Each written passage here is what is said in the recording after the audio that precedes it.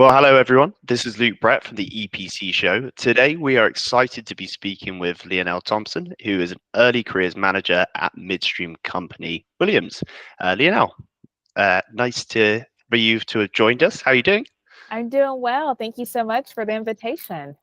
Awesome. Well, it's great to have you. Now we know there's plenty of challenges within the midstream sector. One of those, of course, is the workforce and attracting talent. I want you to really hash out for our audience here. What are the key challenges that you're facing for attracting talent, and how are you addressing those challenges? Yeah, so it's something that we knew was coming. We could see the writing on the wall. Speaking purely from the early career space, a lot of just misinformation about the industry as a whole. A lot of not really having a brand identity. If you think about early career, which is mostly Generation Z, want to have something that they can attach to that they know that's well known. We don't have, a TikTok presence where most Gen Z gets their news and information. And so also the career pathing, right? If you think about people coming into the workforce, they want to know what's next, right? So what's that first step and then what's the next step? And really outlining that, the beauty of our industry is anything can be next, right? That's actually really hard to convey to people, that really the sky's the limit in our industry. People want to know exactly what their next steps are. There's a lot of ambiguity around that, but in a good way that sometimes doesn't translate into how we recruit. And so we're addressing these challenges, one, by starting early.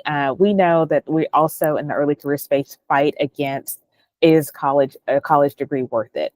So we're starting at the high school level and introducing students to the industry, what all the industry does in an everyday sense. So not the technical piece of the exciting things that are happening, but starting meeting them where they are, and then continuing that on into a technical school, a college or university, to let them know there are opportunities. So really those early ID methods, and with high schools partnering with our chambers, partnering with other high school programs, is really helping us to achieve the challenges to help build that pipeline.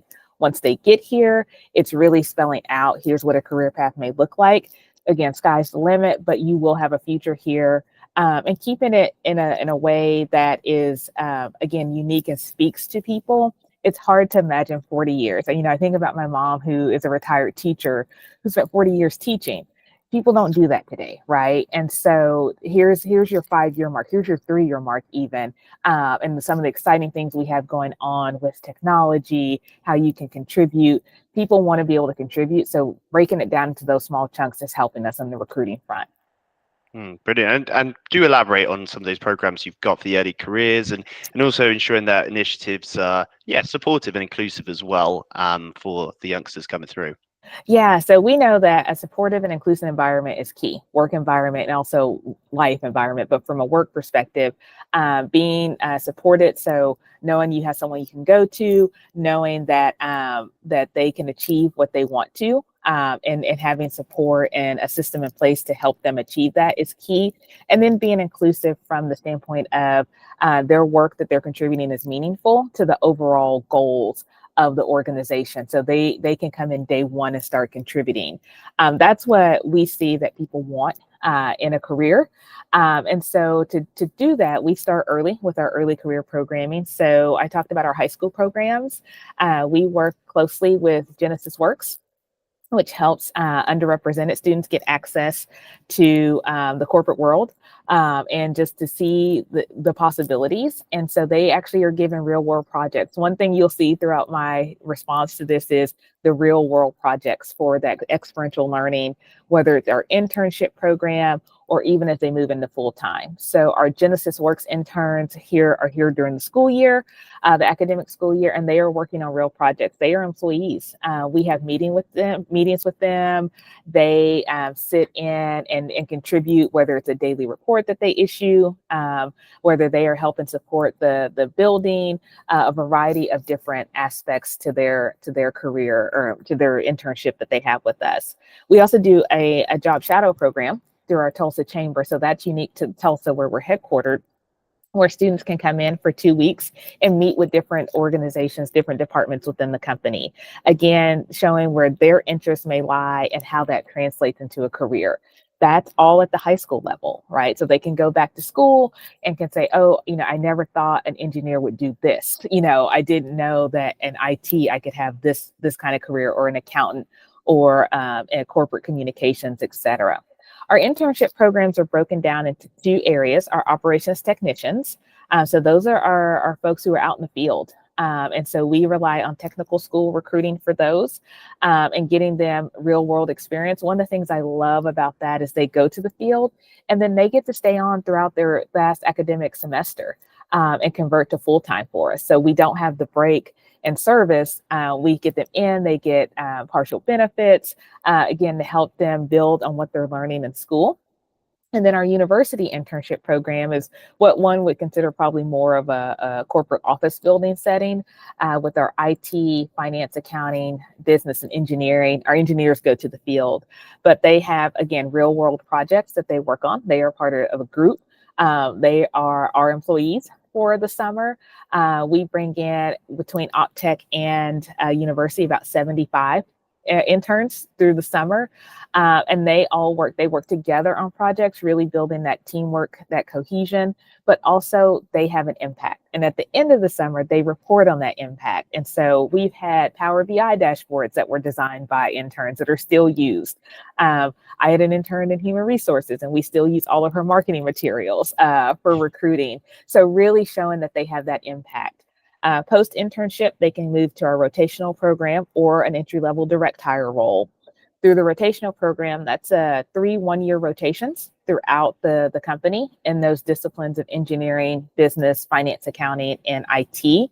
And they get that, again, they're employees, so they're getting a wide range of experiences. We encourage cross-discipline.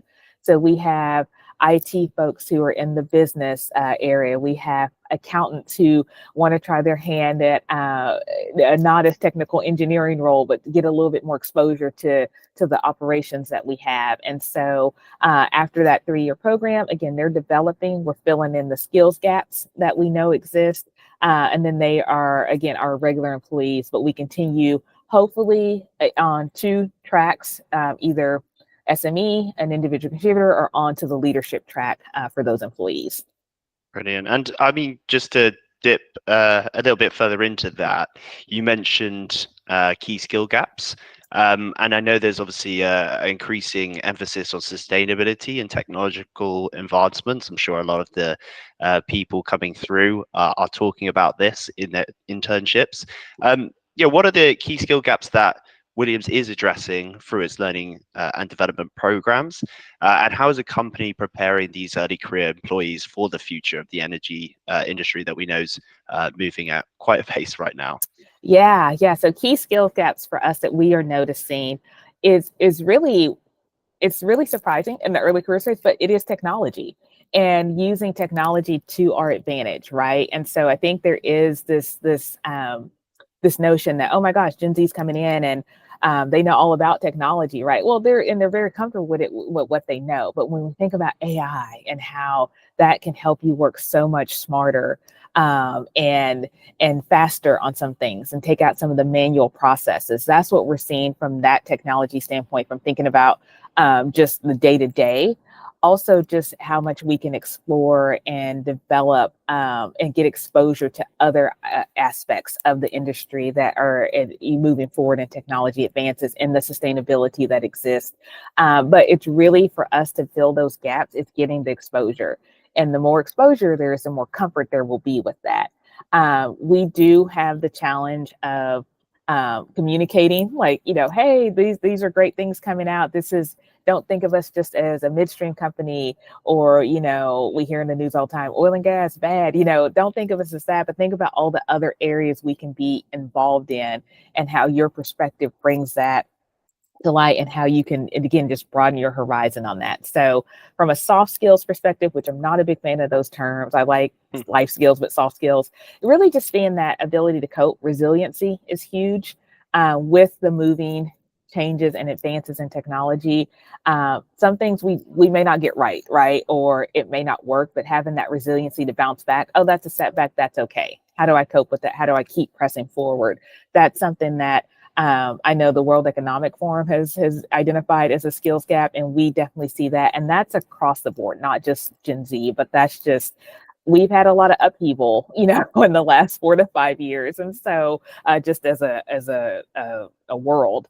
And so helping employees to deal with that by, identifying that, different coping mechanisms, and it's okay to fail. Failure is a great way to get to success.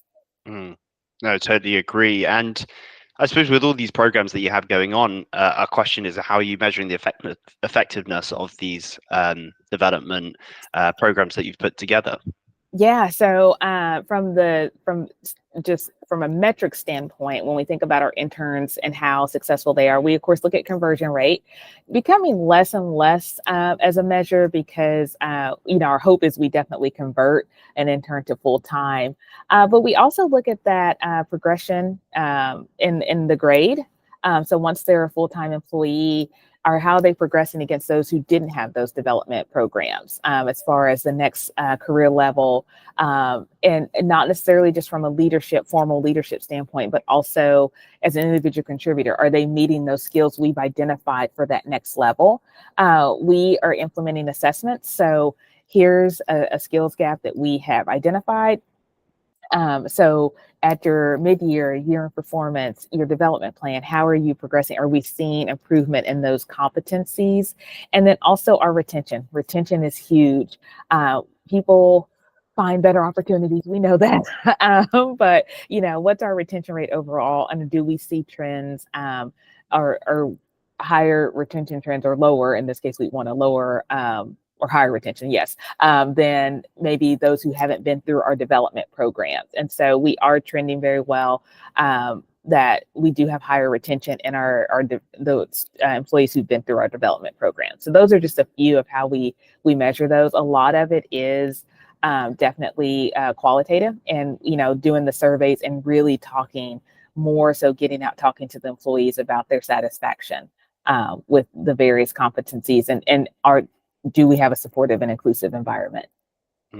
Yeah, absolutely. And a final question as well, and also a key metric too, is identifying future leaders. So what specific leadership development programs or initiatives are available for the early career employees at Williams, and how does the company identify and nurture these potential leaders within the company? Yeah, so recently there was an article that came out about early career generation, especially Gen Z, not wanting to take on formal leadership opportunities. And if you think about it, how we recruit from colleges, university, technical schools, one of the things we recruit on is leadership, right? Student orgs, all of that.